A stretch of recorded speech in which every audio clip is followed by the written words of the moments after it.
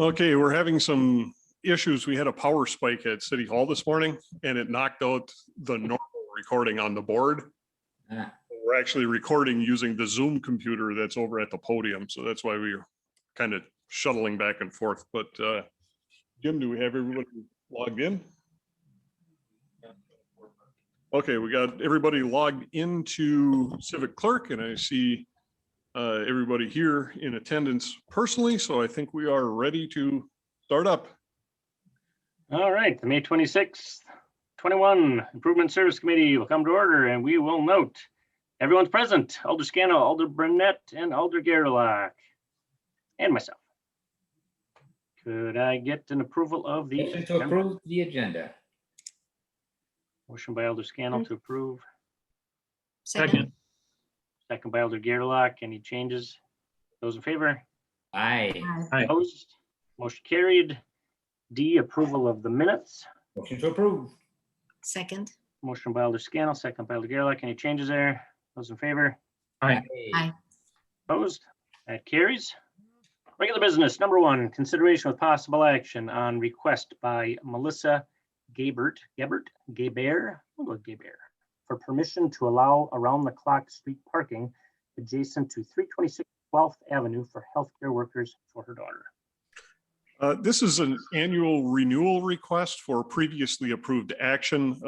Those of you who've been on the committee for a while know that we do grant these on an annual basis. We just require that the applicant come back once a year to demonstrate that the permit is still needed. That is the case here, so staff does recommend approval.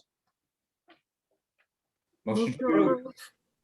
Motion by Alder Scannell, second by Alder Gerlach. Any discussion on this one? Those in favor? Aye. Opposed? That carries. Number 2, consideration with possible action on a constituent idea about improving fall loose leaf collection. This was held from May 12th. And it was held. Alder Burnett, this is your item? Yeah, if you recall, Chairman, at the last meeting, Mr. Pierlot had given pretty good indication that there wasn't much that the city could do because there are higher levels of government that dictate this. And I think there was some funding that would not be provided to the city if we violated this. Resident had a good idea, but what I asked Public Works to do and Steve, I know you weren't at the last meeting, but it will be to for sure definitively look at whatever state or federal statute or law governs this to see if the city could make an exception for hardship if there are that simply had a good reason not to comply with where the leaves should go on the terrace. So that's all. That's the background. Okay, and there is a memo in the packet that Operations Director Pierlot provided, and there's also some information regarding a subsection of section 9.04 of Green Bay Municipal Code. The short answer of it is we have been working collaboratively with the Department of Natural Resources for the MS4 permitting to, there was a study that went on for, I believe, around 10 years that took a look at the effects of having the leaves in the terrace versus in the street.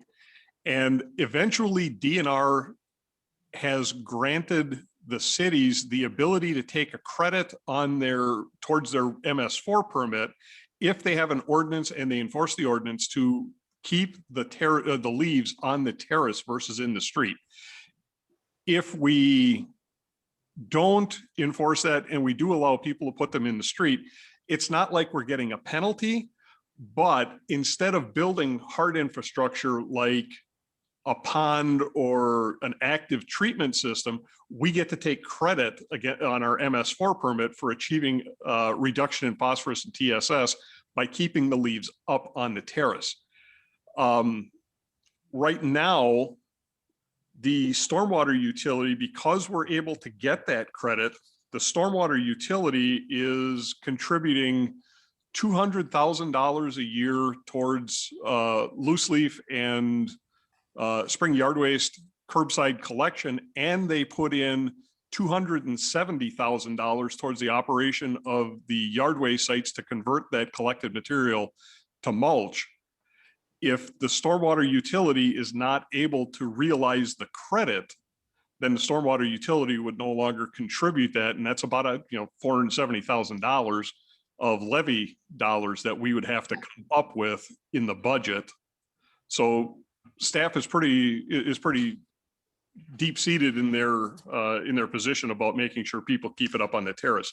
Now, one of the things that we have done this year for the spring collection that we will continue to do for fall loose leaf and for all subsequent collections is we've taken a very active role in social media using our Facebook page to let residents know where we are on a daily basis and where they can expect us, so that folks don't have to rake that stuff out to the curb and leave it sit there for a week.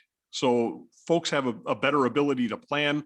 The material won't be on the terrace for as long, maybe a day or two, and then we're coming through picking it up and taking it. So there have been some limited instances. If it's truly a hardship case, what we ask is for people to contact our office, and we've been making accommodations. There was a resident on Mount Mary Drive who contacted me during the spring collection period and said he literally doesn't have a terrace. He has a 3-foot high retaining wall, and there's no way for our equipment to pick off of the top of that wall.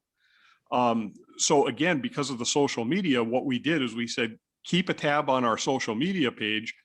If we're coming to your neighborhood either today or tomorrow, then call the office, find out when exactly when we're going to be there. The guy actually met us out in the front yard. He raked it off. We picked it up with the equipment as we were coming by. So there are other options that we have to handle true hardship cases. And if there is a true hardship case, that's all we ask is that somebody go ahead and contact us.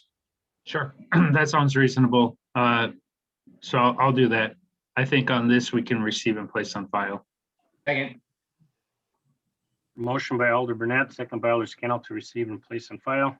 Any other discussion? Those in favor? Aye. Opposed? Motion carried. Of course, I forgot to mention everything tonight goes to council next week for final discussion and approval, Tuesday night. And we are on to number 3, consideration with possible action to implement a no mow May policy to allow Green Bay residents to voluntarily participate in no mow May, referred from May 19th. Alder Scannell. Yes. Did we skip 2? I guess it doesn't matter, does it? You can do it. Nope. That was, That's Yes, what you we did. were just on. Oh, right. Alder Burnett's was number 2. Yeah, never mind. I'm with you now. Yes, okay. I brought this back because I've been hearing from people that they really want to do this. And I started thinking, well, 2 things. One, I think it's good that people want to get involved in green behaviors, and we want to promote green behaviors. I think as we move forward here, we're going to be asking more and more of our residences to change some of their habits and become more green conscious and adopt green behaviors. And so this would be good synergy for that. And secondly, since we started the idea of natural gardens and registering them, I thought perhaps this could say we could use that for no mow May, that you can't do it unless you're registering for it. That would hopefully, I was hoping that would take some of the pressure off Director Grenier's staff.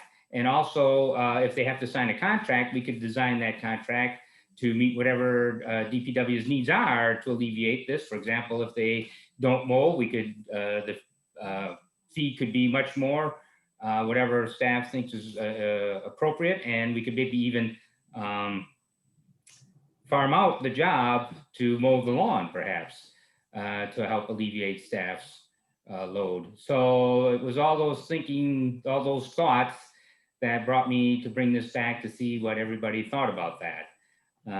We talked about that sustainability, and I believe Melissa's here for the group, but we decided that we really do want to encourage green behaviors.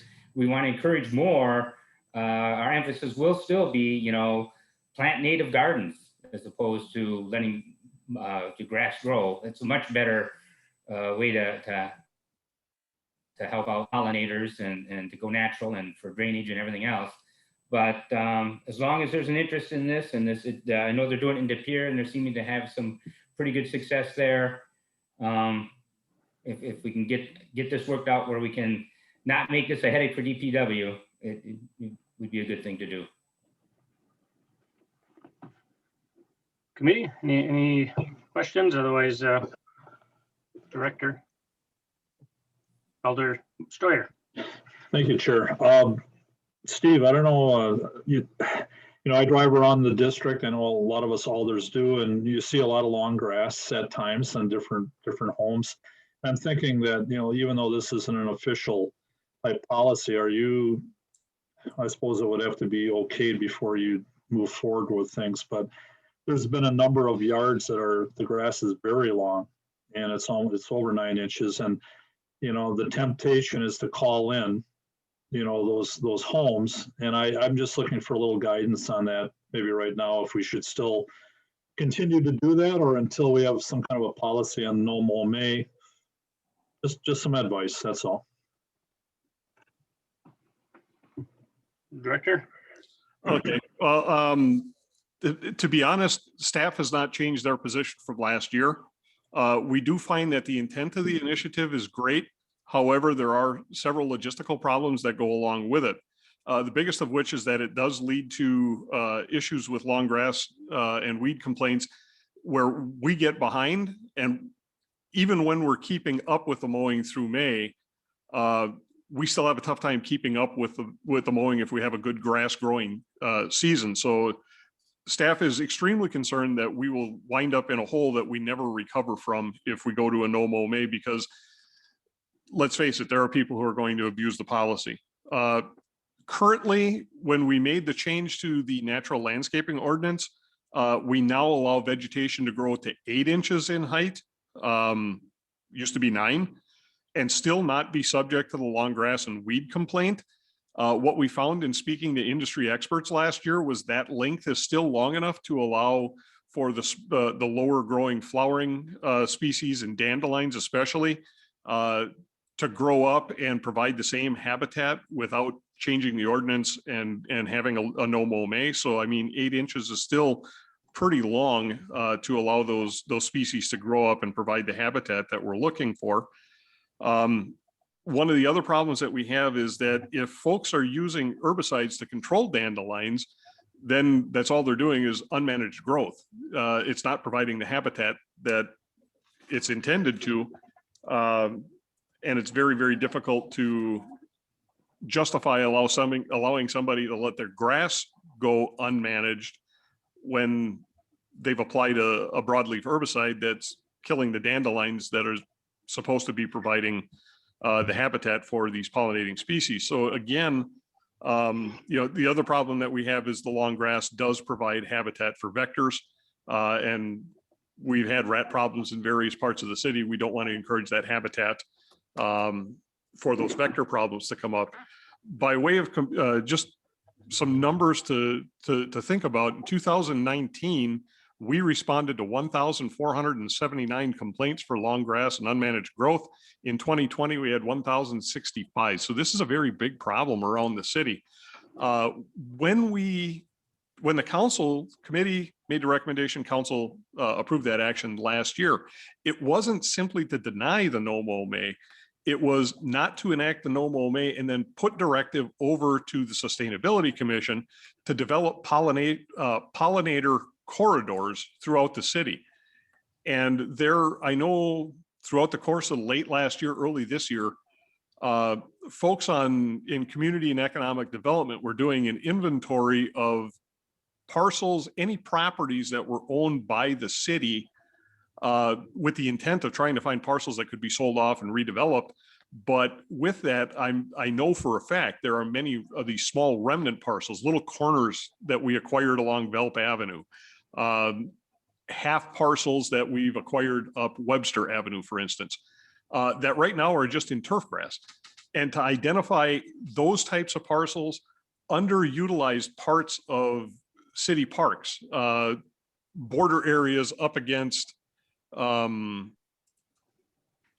woods, things of that nature, where a more sustainable long-term approach could be brought in. To be very, very honest with you, the no mow may doesn't have a whole lot of scientific backing behind it. When I talked to some experts last year, they kind of compared it to providing junk food for the pollinators. It's really not a good long-term source. And instead, if the city were to take the next step and provide a sustainable, renewable, self-sustaining pollinator corridors throughout the city to help do the same thing, but have a more meaningful impact, that would be the better way to go. So that was the action that the committee recommended last year, and that's where we still are. That we feel that's the better alternative to do in this case. Okay, but if you could address that, I mean, the differences, I mean, I'm not pitching the exact same thing as last time. It is different in that we would have, people would need to register. Otherwise, if they're not registered, and that's why if you get a grass complaint, you can just look, see if they're registered. If they're not, you can go out and hit them. So people would need to register, and we could make that registration form be whatever we need DPW to have in place to support, and it's not, and all those other initiatives are not being set aside. We definitely want to go forward with making as much with a pollinator corridor as we can, and encouraging people, which I think is a much better way, planting native gardens than letting your grass grow, which is when you're done, so that's still something we still want to focus and emphasize. But there is a benefit, I think, to the city to get people involved with green behaviors. And if this is what they really want to do, I mean, it's not like you can, you want to encourage people and not, say, oh, no, you can't do that, do this, it just, you lose people. So if we can make it that the policy be they have to register. If they're not registered, you get a complaint, they're not registered, you go out and handle it like before. And if they're registered, we could make that a policy, an agreement that, like I said, we could charge $100 fee and then pay someone to mow that, and so staff's not getting behind, or whatever you think you might be doable. So that's what I'd really like to get your feedback on, as to how viable and good that is. And I don't know if Melissa has anything she needs to add or would like to add, or if there's anybody here for this. I know one constituent couldn't make it, but text me, so I'd like to read what he's got in the record, but I don't know when we want to do that. Whenever you want. Ready? Well, we open the floor on this and see if there's anybody here, and then I can read this at the end, or I can read if that's the only one. I'll make a motion to open the floor. Second. Motion by Alder Scannell, second by Alder Gerlach to open the floor. Yeah, I see there is a one Juna Peregrine Dorf here who wishes to address the council, even though I don't think that's his real name, but those in favor? Aye. Aye. Opposed? Motion carried. Anybody here wishing to address this item? I do wish to address the item, and I'm helping my son with his computer, or with his homework right now. But you look different. Yeah. Ned Dorf. Could I just get your name and address, please? Yeah, Ned Dorf, 1321 Emily Street. And I appreciate INS taking this up again. And sorry, I'm a little late to this. I know Steve and I had a really good conversation about a year ago about this topic after we brought it up the first time. And I think what he mentioned is really important. It's incumbent upon the city to really look at areas that we could do some even small plantings on city-owned land to help create that pollinator corridor. It makes me happy to hear Steve talking about the corridor because I know he's green at heart, and it's nice to see that come out. I also think that No Mow May has some benefits. It is kind of shifting mindsets and making people realize that they don't need to just use their lawn as kind of a green monocultured landscape, that it's okay to let some of those purple and yellow things pop up once in a while and feed the bees. Scientifically speaking, ecologically speaking, no mow May, while it's a cool idea, and I think, it encourages a shift in mindset, it certainly doesn't hurt to mow a couple times in May. I have found that in my own yard this year, that after the first mow, which was last Monday, it's the first time that my yard was mowed, I had at least 3 generations of dandelions come up between then and today when it was mowed again. So no mow May, it's a cool idea for shifting mindsets. I think we should let people try it. I warn everyone who wants to do it, like, you better be ready for your mower to do some heavy duty. I don't think the city should do it. And I think Steve and I talked about why. The machinery for the city is going to get gummed up.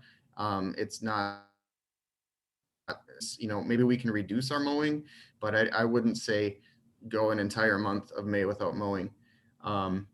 And again, I would like to work with Steve and with the park department to identify some of these publicly owned lands. I think we were about to do that last year. And then this little thing called COVID hit and the elections, and those took, everybody's time and attention. So I think now that we're kind of getting back to normal, I would like, as a member of the Sustainability Commission and the Pollinator Corridor Work Group, to set aside some time to meet with Steve or one of his employees, and also with the Parks Department, to identify some land where we can actually say, hey, we're not going to do this as a city, the no mow May with our property, but we are looking at ways to encourage pollinator habitat, and it'll be beyond May. It'll be from April all the way through October, right? Because we want things growing and blooming that entire growing period. So I support Randy's idea of allowing residents to try it out. I will continue to warn residents that I think not necessarily a great idea, but it is good for shifting a mindset. And I don't think the city should do it on city property. So that's what I wanted to say this year. Thank you, former Alderman Dorf, and I love the middle name Peregrine. That's a Thank you. awesome middle name. Thank you. Anyone else here for this item? I think that middle name's for the birds. Oh boy, knew that was coming. I'll read now, Will Okay, Peters. we'll read that and then we'll go to 233 Melissa after North Ashland. He writes, though I cannot speak to the direct local impact no mow May will have on our bees and other, oh, come on, don't go dark on me. Other pollinators, I do see 2 additional benefits to the initiative. 1, any opportunity we can take to reduce our use of fossil fuels and reduce our carbon footprint is a good opportunity. 2, no mow May helps increase awareness of how important our pollinators are and the importance of providing a habitat that is suitable to better sustain and support our pollinators. No mow May spurs more conversations around the topics of incorporating more native plants and flowers into our landscaping, reducing and eliminating the use of pesticides, and moving away from the conventional well-manicured lawn, which research has shown isn't the best for our environment. With that, I do have a couple concerns. 1, regardless of the outcome, there needs to be clear communication to our residents as to what is or isn't.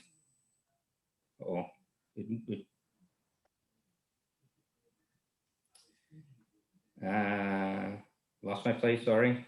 As to what or isn't allowed regarding the subject of landscaping and lawns. I already have seen residents of Green Bay with homemade no mow May signs in their yard. Oh, wow, I haven't seen that. I don't think they realize that currently Green Bay doesn't recognize this event and the homeowner is vulnerable to being reported due to the length of their lawn. Because this is 1 month out of the year, this topic will most likely come up every year. Also, some people may not realize that each neighboring municipality may have different standards, codes on this subject, and what is allowed in one community may not be allowed in theirs. 2, if no mow May is adopted, what is the grace period which allows residents the time to mow their lawns without worrying about city action being taken? All this being said, I am in support of Green Bay adopting no mow May, and that's it. Thank you, Alder Scannell. Mr. Dorf, did you have your hand raised again? I see.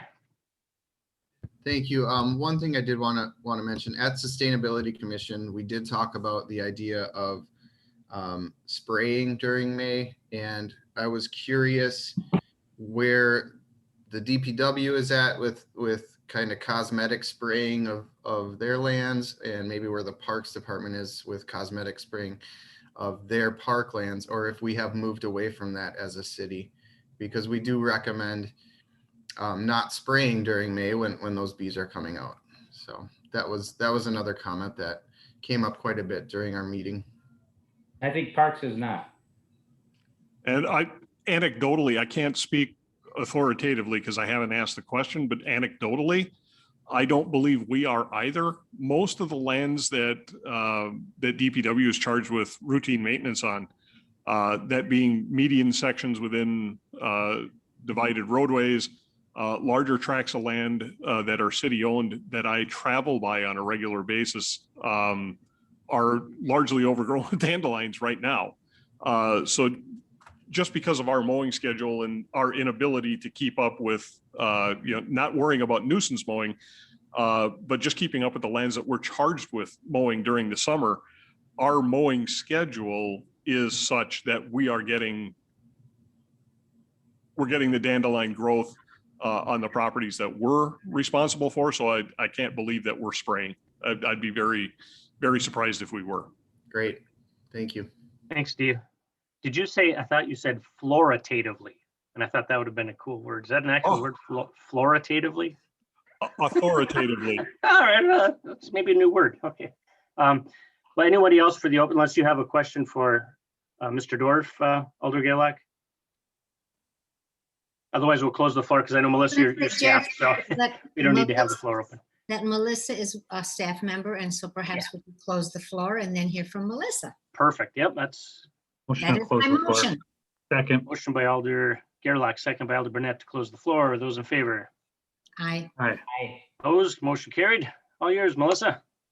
Okay, so I just had a couple of quick things. I am the staff person assigned for Sustainability Commission, and one of my recommendations to the commission was that if this does go through, that members of the Sustainability Commission are enlisted or highly recommended to help write a policy surrounding No Mow May. Because I do think a written policy should be in place, doing that in concert with DPW, but because that involves staff time and staff time is not completely endless, I do think that the members of the Sustainability Commission should be involved with that process. And then also as far as communicating with neighbors, if this does go through, signage would be very helpful, official looking signs, not homemade signs, so that if a neighbor registers and says, yes, I'm going to do No Mow May, that we have signage to put in the front yard. I know other communities are doing this as well. And that may also help curb some of the long grass complaints that get called into the department. Appreciate it. Questions? Alder Dorf, the current Alder Thank Dorf. you. I have had many requests to have No Mow May. In fact, people assume that we do because Appleton does or De Pere does or whatever. So it's certainly on the minds of the people out in this district. And I've tried to go through and explain that, we did talk about it. We decided against it, but I just wanted you to know that I get many requests to have the No Mow May. Thanks. Thanks, Alder. Alder Burnett. Yeah, I don't get many requests, but I'm interested in this. The thing with No Mow May, the name I think is bad, and I know why you pick, not you, but people pick No Mow May because of wordplay. But the problem is that at this point, we have 5 or 6 days left in May. I try to not cut my grass as long as possible without being like the alderman with the worst lawn on my street, which I ended up being. But I've cut it twice and I don't spray, I don't put herbicide. So I got dandelions and the purple flowers that Ned is talking about. I love No Mow May.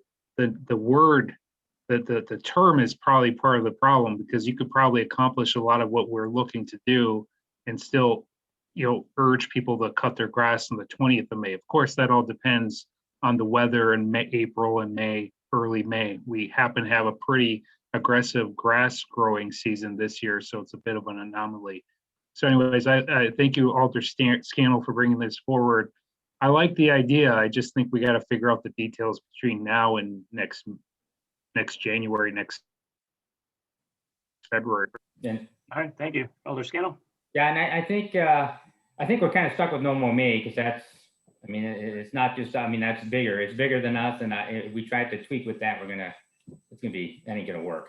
So I think we're stuck with it. But I definitely think that anybody who goes to register, we should have a policy detailing best practices and what they should and shouldn't do, and complete expectations. And I don't think there should be a very long grace period for them to cut the lawn by, first week of June or whatever we decide.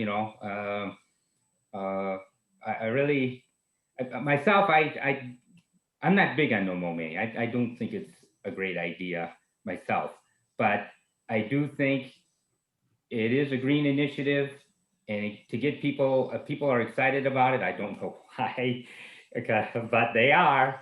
I mean, I've heard about it too, and that's why I brought it back, because I thought maybe we could figure out a way to do it with not burdening DPW, because that doesn't work if it ends up being a big problem for DPW.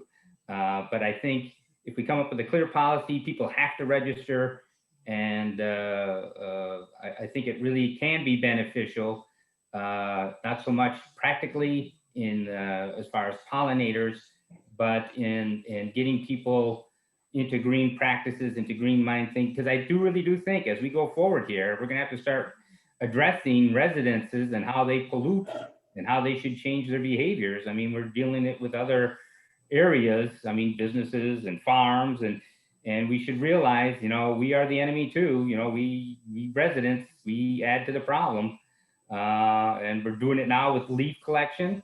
I mean, that's a big part of how we as residents pollute, and I think we're just going to need to, as we go forward, we talked about this at the Sustainability Commission, to start looking at how residences, their carbon footprint and how they pollute and how they can start changing their behaviors and what we can do as a city to do that. And I think this is a first step. All right, thank you, Elder Scannell. Anybody else on this item?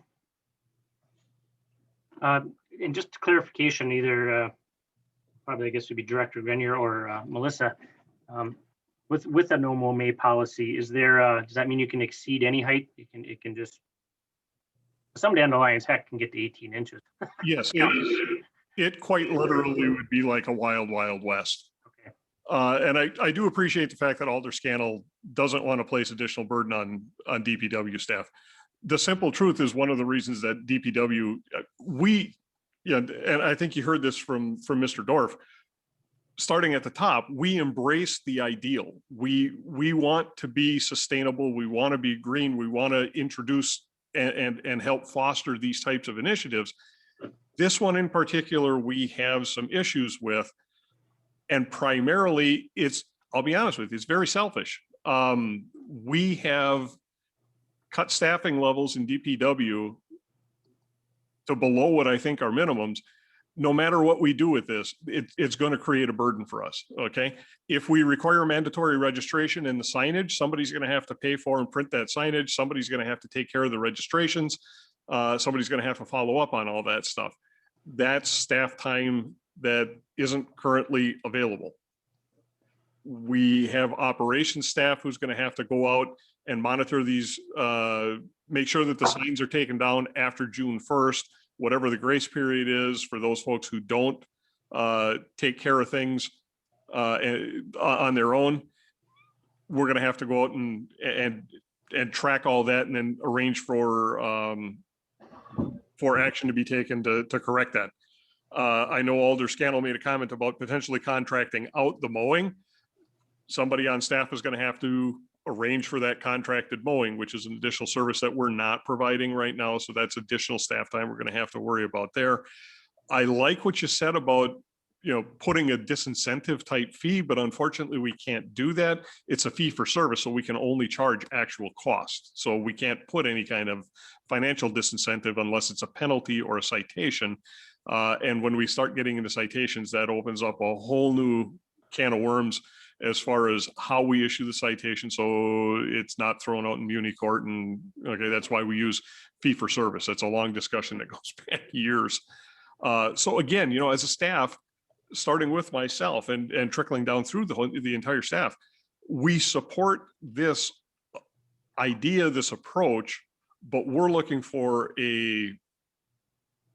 number one, a more holistic and truly sustainable. We want something where that vegetation continues to come back year after year after year, establish itself. We'd love to see native Wisconsin vegetation so that it can be truly sustainable and renewable.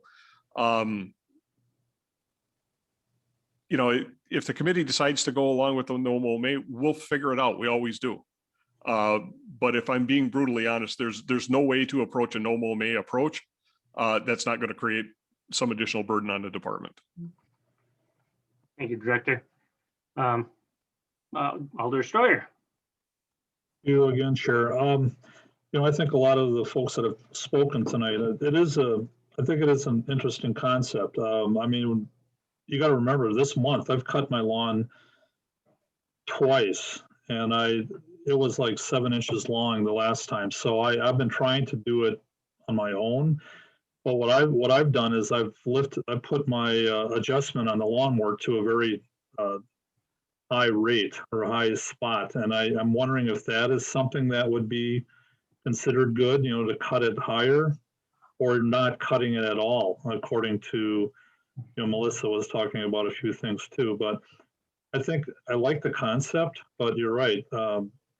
I drive around my district and I see probably 30 lawns that are just, beyond belief. It's almost like, okay, I think there's a combination of laziness there as well. They're not doing it for the right reasons. So, I think if we move forward with something like this, I think it would be nice to have a policy set up to say, okay, well, you can't use turf builder, you can't do this or that, because a lot of times we get I got creeping Charlie in my yard, Could I leave it alone? So anyway, just a couple of thoughts. Thanks. Thank you, Alder Steuer. Any other comments from the committee? I'll put my little 2 cents worth in. I'm an anti-dandelion. I pick them all out. I hunt them down. I'll admit it, I have my little picker.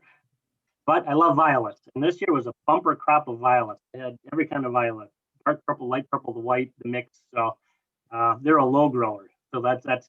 I think we need to encourage more of the growing of things naturally. I have the spring, fall, summer plants. My bluebells are now dying off and I still got the bleeding hearts going, and the apple tree blossoms have fallen off now. So those are my early ones, and then they give way to all the middle ones and the late ones. So I think you can spread those around your yard, and like you've been talking about, that's what we need to do. I haven't had any requests to do a no mow May. That's just me. I'm sure maybe after this I will. But one thing I do get every year, I can tell you, and I think every alder knows this, you get long grass complaints. When spring rolls around, you can bet you're going to get long grass complaints.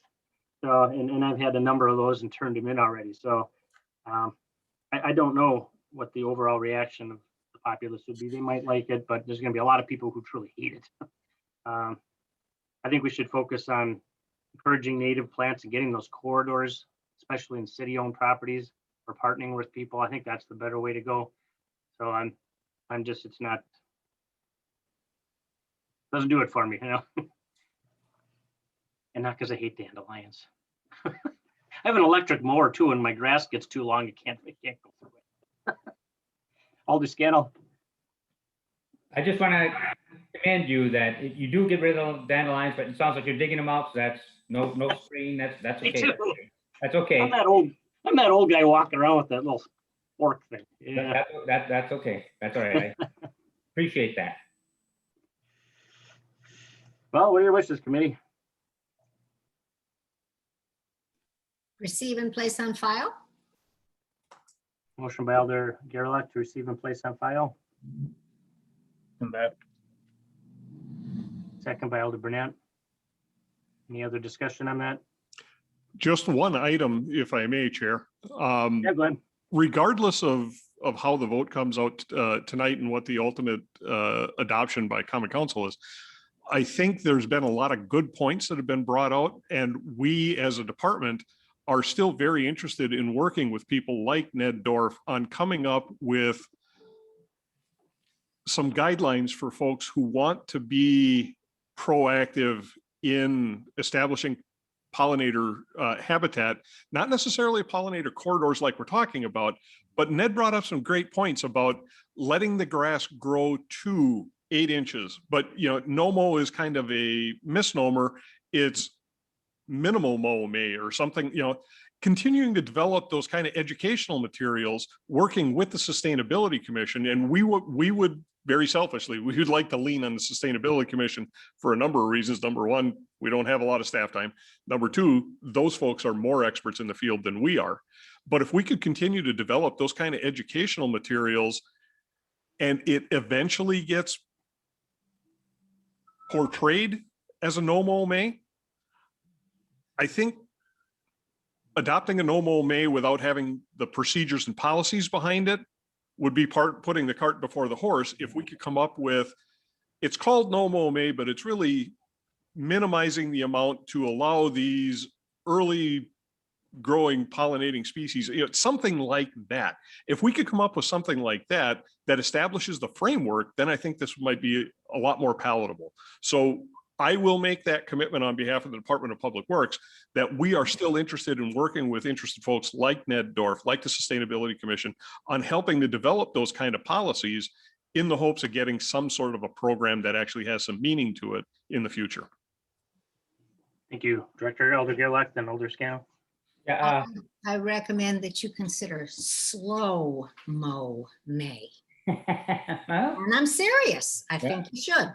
and I'm wondering if instead of receiving and place on file, what the director would think if they refer to staff to deal and it wouldn't just be the director. Staff would just include Melissa, I'm sure, and I don't know who all else, probably Parks as well, to come up with a policy for not no-mow may, but for Slow mow may. pollinator habitat or something to that effect. Well, I can tell you, Alder, whether you change the motion or not, we're going to do that anyway. Right, but I mean, just publicly, it might be better than receive and place on file. I'm willing to withdraw my motion, sir. All right. And it's withdrawn. What do we have for motion? To refer to staff to come up with policies, but pollinator positive policies for the spring. I could second that. Right, that's a nice, positive sounding one. It's got alliteration. Did you get that, Director Grenier? What I have is refer to staff to develop a pollinator-friendly policy or guidance for residents in anticipation of May 2022. That's exactly what I said. Not to include dandelions. Yeah. I just want to get Ned. I want to see if I could get Ned over them. I'm kidding. Although I did pull one, there was one I missed, and it was, honest to God, close to 18 plus inches tall. It was a record. I don't know how it snuck in. My big bug is thistle. I can't stand thistle. Those are fun when you're barefoot in the yard. All right, well, we have a motion and a second. Is there any other discussion? Those in favor? I Opposed? Motion carried. Thanks, Ned. Thanks, Melissa.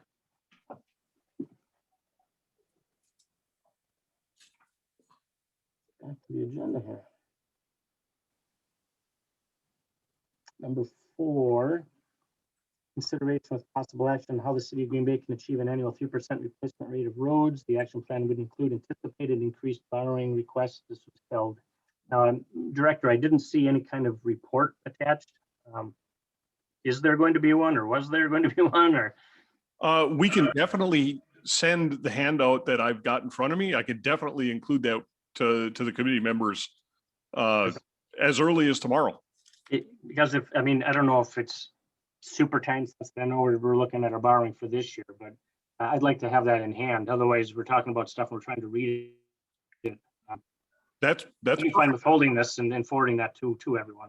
that's perfectly fine with us. If there's not a timeliness aspect on this for you, in order for us to get this information to you, I'm fine with that as well. Because I don't think it's going to affect this year's borrowing. Everything's pretty You're much correct. set. I know we have a 5-year plan, but Yep. that can always be, plans are plans, they can be tweaked, but this year's pretty much rocked in. So if it's all right with the committee, I think we should wait to get this report. We can all look at it, come back, and we can have some questions lined up and ready to go. It's up to you, but I'd rather not talk about it and then just have to hold it anyway. Yeah. Motion to hold. Sure, could the entire council have that? I'd like that too. Yeah, it'll actually become part of the packet. No? No. I've been good today. Come on. Makes it pretty clear. Okay, we have a motion by Alder Scannell. Was there a second? Hold it. Second. Second by Alder Burnett. I appreciate it, Director, if you could get that to the entire council. Yep. Then we can come prepared to talk about it. It's more of a long-term. Nope, that's fine. I don't Those think the whole council should get it until after we get it. There we go, see? Any other discussion on that? Those in favor? I, Opposed? That item carries.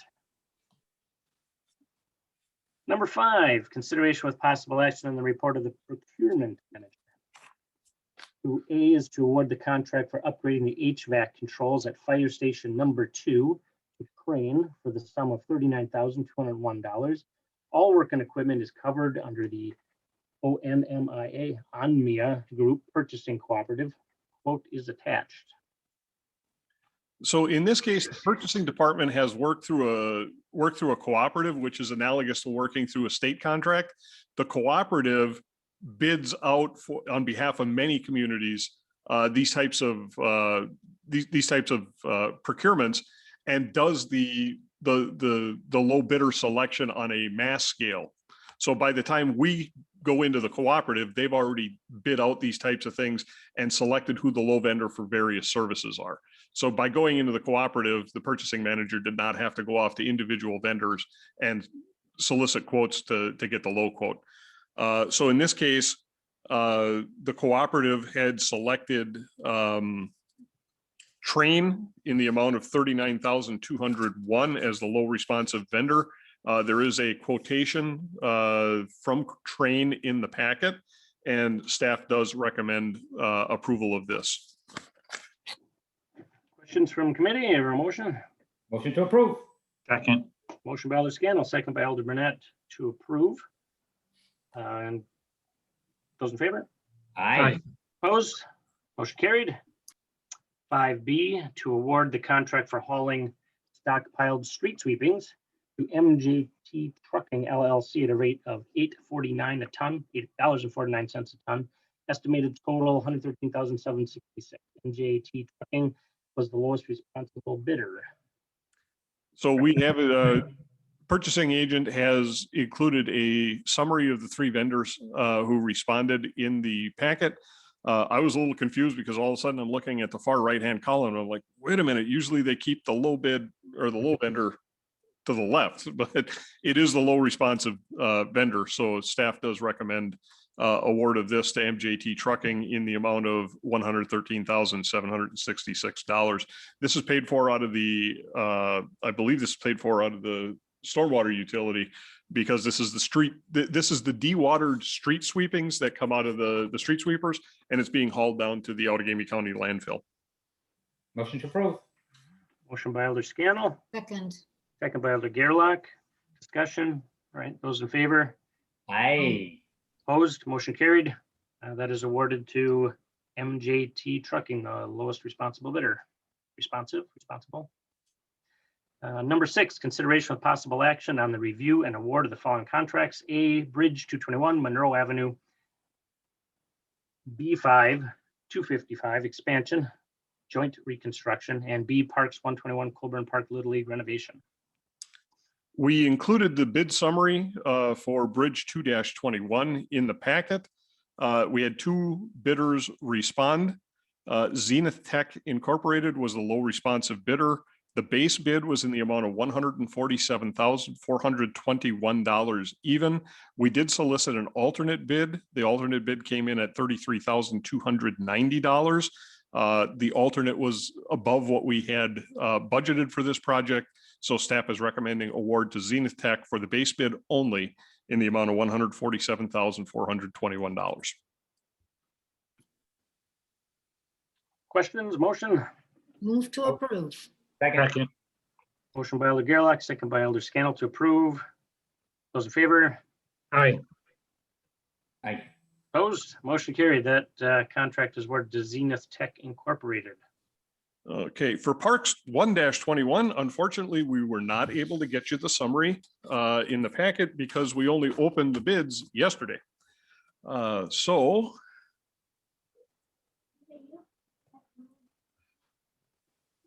on your screen, you see we received 5 bids. Low responsive bidder was Peters Concrete in the amount of $657,676.75. We have been in contact with Parks Department. Parks is recommending award to Peters. Motion to approve. Second. Motion by Elder Scannell, second by Elder Burnett to approve. Those in favor? Aye. Opposed? Motion carried. That contract's awarded to Peters. And number 7, report of actions taken by Department of Public Works, granting of licenses, sidewalk builders, Delrar Inc., Paul Conard Construction Company Inc., Ablaki Paving Corporation, and Sanchez Concrete. Those were all awarded. Motion to receive and place on file. Motion by Elder Scannell, Second. second by Elder Gerlach to receive and place on file. Any discussion? Those in favor? Aye. Did you have something, Mark? You leaned forward like you want to say something. No? Okay. That has passed. Informational Director's Report, recent activities. Okay, very short report tonight. As luck would have it, Tuesday was my first day back. So I'm back to work full time here. So I'm still trying to catch up from the last 10 weeks, to be real honest with you. It's kind of a blizzard around my head, but a couple of things I did want you to be aware of. You may have seen a article that ran with Channel 2, and I know Alder Burnett is intimately familiar. We've got a situation over in the Parkwood, Hazelwood, Fawn Lane area where AT&T is doing a fiber optic upgrade. And there were some residents over in that area who were quite upset because instead of using flush to the ground handholds, they're using standpipes or vertical pedestals that are about 2.5 feet tall that are in the terrace area. So we received a lot of calls. We've gotten a lot of feedback from some of the residents in the area. They're quite upset with the Department of Public Works in the city for not notifying the residents and things along that nature. We've tried to communicate with the residents and let them know that that's an AT&T responsibility, that DPW wouldn't go out and arrange for public meetings or talk to residents about an AT&T project. But we have communicated with AT&T and said, this is what's happening out there. This is what the folks are asking for. We were able to coordinate with AT&T and facilitate discussions. They have suspended work at this time, and they are working through those issues with the neighbors in the neighborhood. So we were able to facilitate that conversation. And things, we do expect something, a mutually agreeable resolution to that. So we are involved. We are keeping tabs with things and continuing to work with AT&T to get them to communicate with our residents. Next thing I wanted to, If I could on that one, Steve, sure. while you're on it, is this something that we're going to see more of, that type of fiber optic expansion, or is it just limited to that area? Or are we going to see it? I think the fiber optic you're going to see more and more of. I think AT&T got a very clear message on what the residents in Green Bay would like to see. I found one of the things I kind of found unique about it was as I was following the comments on social media, there were quite a few people who stated that they initially were in the position of supporting the residents who were upset. And then they went out and looked in their own yards and saw the green 2-foot high telecom pedestals that they never noticed. You know, folks, I've been living in my house for 5 years and didn't realize I had a pedestal in my front yard. Everything that, anytime there's something new, you know, it's bound to be discussed because it's a change. And my personal opinion is, I think over time, folks will get used to it. Okay. But I also think that AT&T has heard a message out here, and they're going to take a look at how they're doing their projects to try to make things less obtrusive. This is not the first time we've had something like this. God, going back to the 80s and into the early 90s, when telecom companies were, as we started getting internet service in addition to traditional telephone service, okay, the oldest of the twisted pair lines out there wasn't sufficient to handle the data capacity that was necessary. So there were upgrades that were necessary. And in addition to the line upgrades, there were boosters and amplifiers that needed to be installed. So, you know, I had these discussions with Ed Wiesner when Ed was the director. There's these large 6x8 and 8x8 cabinets that they call DRAD cabinets that had to be installed in the neighborhoods. And oh my God, the city was blowing up. People were just screaming about them. And, you know, the same thing we're going through here.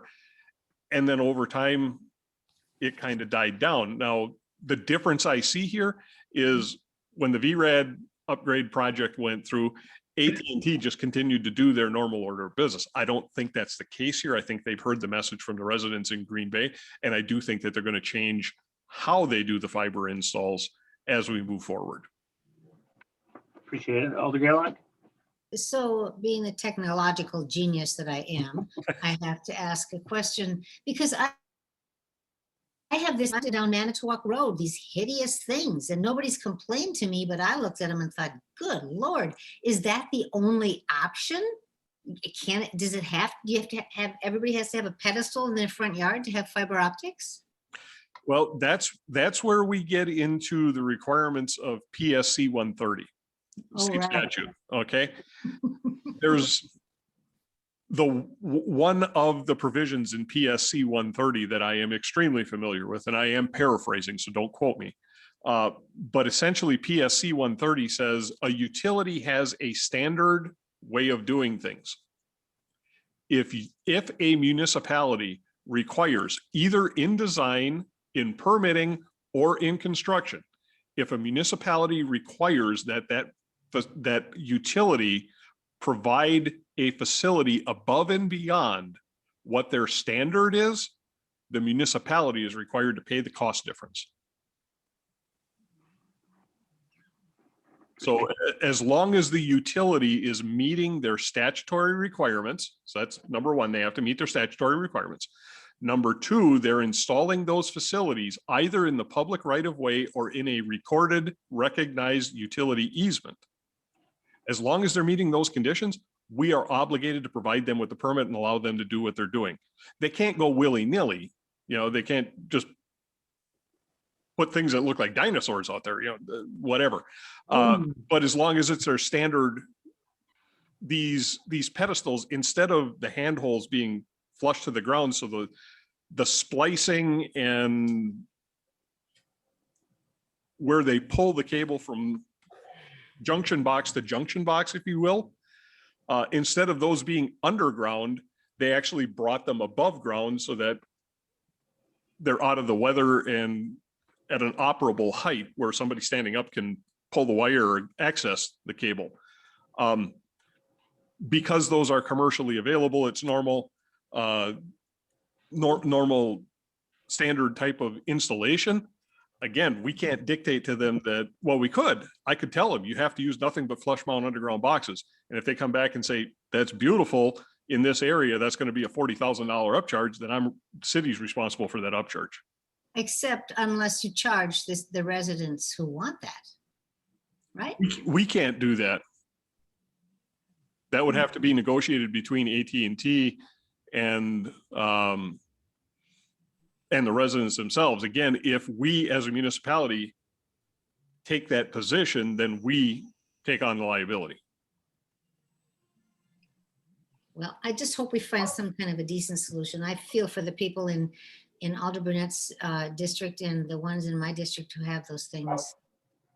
Thank you, Elder Gerlach. Elder Burnett? Yeah, well, first of all, thank you, Alder Gerlach, for responding back to the email. The person, the couple emailed the entire city council. Alder Gerlach got on it really quick. It's actually mostly in Alder Vanderleest's district. There are only a few properties in mine that were affected, but I went out there on a Friday morning at 7 a.m. and there was over a dozen homeowners there to meet me. So it really did frustrate people. Anytime you have a higher level of government or something that doesn't answer directly to the city government, people are bound to get frustrated. And I think here the concern is the boxes themselves. If you look at some of the other municipalities that have them, I've been paying more attention. Howard has them in some of the more rural areas. Well, the boxes are beat up and in pretty bad shape. So I think that's part of the issue, is that if the vendors pick lower quality boxes that get all bent and just, positioned wrong, or if the snowplow operations, push snow up against them, that's an eyesore. And I do feel for people who take good pride in their property and their lawn, have things in an immaculate way. So anyways, Alder Gerlach, thank you. Director Grenier, thank you. I'm just grateful that it seems to me that AT&T is working with the neighborhood. And I think that's all they really wanted. So. Thanks, Elder Burnett. All right, any other questions on that? Otherwise, what's your, Okay. continue on. The last two items that I had for you, water levels are down almost a foot on the bay and as a result on the river. With that happening, we were actually able to get the floating facilities in at City Deck and Light Park this year. So we were very happy about that, because as much as you guys got phone calls, so did I. We wanted those facilities in as much as anybody, but I can't jeopardize the millions of dollars that we've invested in those facilities and getting them damaged. Last thing I had for you was sure. We're gonna look at engineering the docks at City Deck to see if they can be put in no matter what the water levels, or at least if the water levels are higher. How is that progressing? Are we gonna be? Do we have to? I have not had an opportunity to touch base with the sewer and bridge folks who are in charge with those floating docks to see where we're at with that. To be real honest with you, I think because the water levels were down and we were able to get stuff in, they went on to do sewer stuff. Yeah. And this may be backburnered until winter. Well, yeah, and that's fine. It just would like to make sure that we don't forget about it, because I mean, next year the water levels may be a lot higher. You never know. It'd be good to know what we need to do to fix the docks so that we can still get them in. Yep. So, thank you. The last item that I had for you, for those who were not in attendance last night at the Finance Committee, the CIP was approved. By the time we got through with discussion on the CIP and taking a look at what the needs were versus what the finances were, and Alder Dorf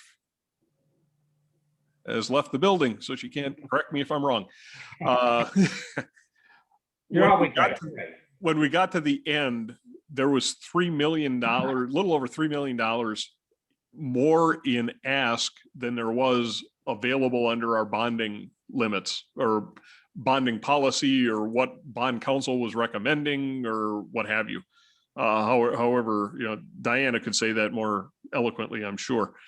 So the committee made a recommendation to remove two projects. First one was $1.1 million for electrical upgrades here at City Hall. And the second one was they have again removed the $2 million for the hydraulic system upgrade replacements for the Nitschke Bridge. I understand why. Okay, I get it. I'm cautiously optimistic because the as submitted governor's budget, as I understand from the mayor, has the $2 million in it. It's whether or not that survives through the legislature. But we're going to continue, we're optimistic that the bridge will continue to, the problem is we just don't know. It could last for 10 years in the condition it's in, or it could fail the next time somebody hits the button. We don't know. But they felt comfortable and confident in rolling the dice on that. Obviously, I wouldn't ask for it if I didn't think I needed it, but this isn't one that I'm gonna fight tooth and nail for. I lived with the decision last year and we managed to get through the summer. If they're willing to roll the dice, we can do that. So again, I'm not looking for somebody to pull that item at committee and ask for that 2 million to go back in, because I do think looking at the projects that were in there, that's one that probably made sense to roll the dice on.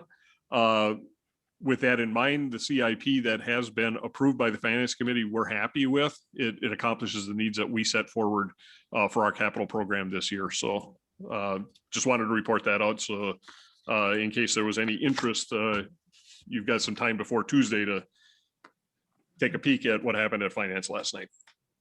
Thank you, Steve. Any questions for the director? No electrical at City Hall? I'm shocked. Or maybe not if there's no electrical. Nope. Candles. All right, I'll entertain a motion to receive and place on file. So moved. Motion by Alder Gerlach, Second. second by Alder Burnett. Those in favor? Aye. Opposed, motion carried. The next meeting is stated here for June 9th. However, Parks doesn't meet till the 23rd. Any objection, Steve? Just wait until the 23rd because we don't meet as a council till the 29th. There is a possibility that we may need it for project awards. Okay, So we'd at least like to keep it on the schedule. We can always cancel that. that works. Okay, that works for me. Oh, I think we are at the end of our rope. Before you go, I just want you to see what I've been Oh. facing all day here. Oh, Oh, man. how did you get that? He stole it. Oh, He took it. you're This right is a in the public police record, car. Alder Yep. Scannell. Oh, I feel compelled to remind you that this meeting is being recorded. Me. I'm Motion to adjourn. scandalized. Yeah. Motion by Yeah. Alder Scannell Second. to adjourn, second by Alder Burnett. Aye. Hi. Opposed, motion carried. All As right. Randy would say, we are adjourned. Good night. Hi.